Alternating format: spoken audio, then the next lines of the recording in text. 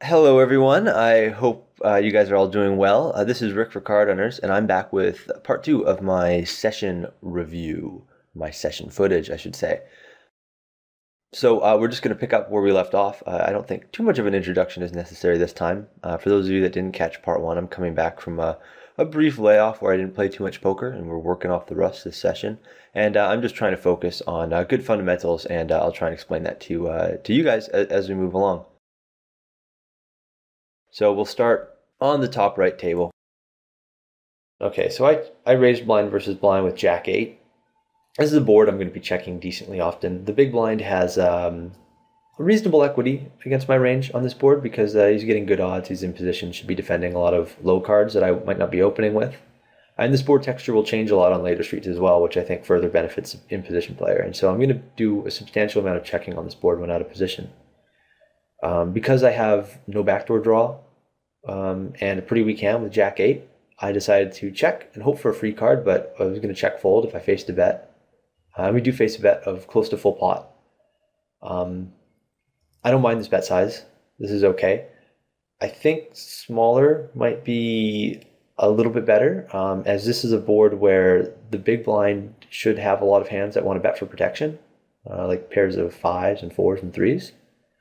And those hands are benefited more by a smaller sizing, I think. Although I like $25 also. But the plan is just to check fold Jack 8.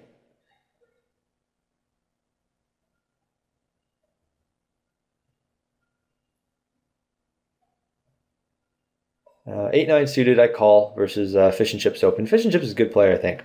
He's done some stuff that looks pretty good to me. I think there's a few really good. I mean, Nagoya, I think is very good as well.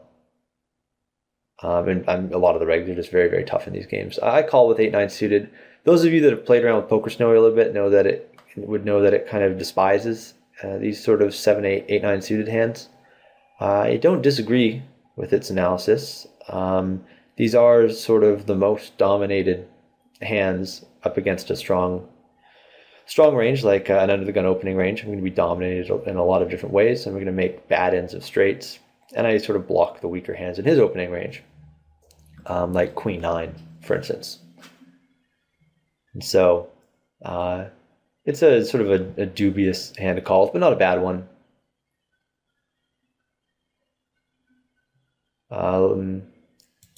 It checked to me on the flop, and I decided to check back here. I think my cards are not great for bluffing. I don't have really any blockers that are not substantial blockers, I guess, to the pocket pairs that might be check calling me here. And no backdoor draws either. So I just decided to check and give up, which I think is okay. I turned a 9. I think I still want to be checking here against two players. I'm just going to be called too often by better, and I'm not in good shape when I'm behind.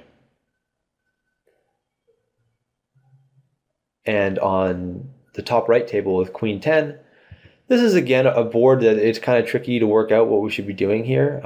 There's not a lot of hands that make a ton of sense for betting the flop, actually, on this board, believe it or not. A lot of our ace-x combos, while we do want value and a little bit of protection against one-heart hands, it's sort of tricky to make out just how thinly we can bet for value on the flop, because the big blind will presumably flop quite a few flushes and quite a few strong hands on this board. And so, betting the flop or betting big with the plan of betting multiple times with a hand like, ace jack of clubs here is a tricky thing to do.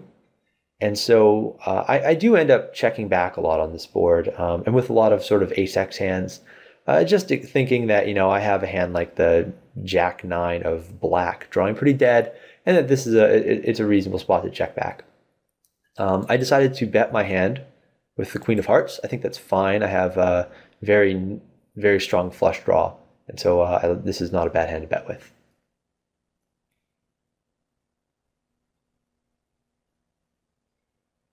Both players have to be very careful on this board, as both ranges should contain quite a few very, very strong combos.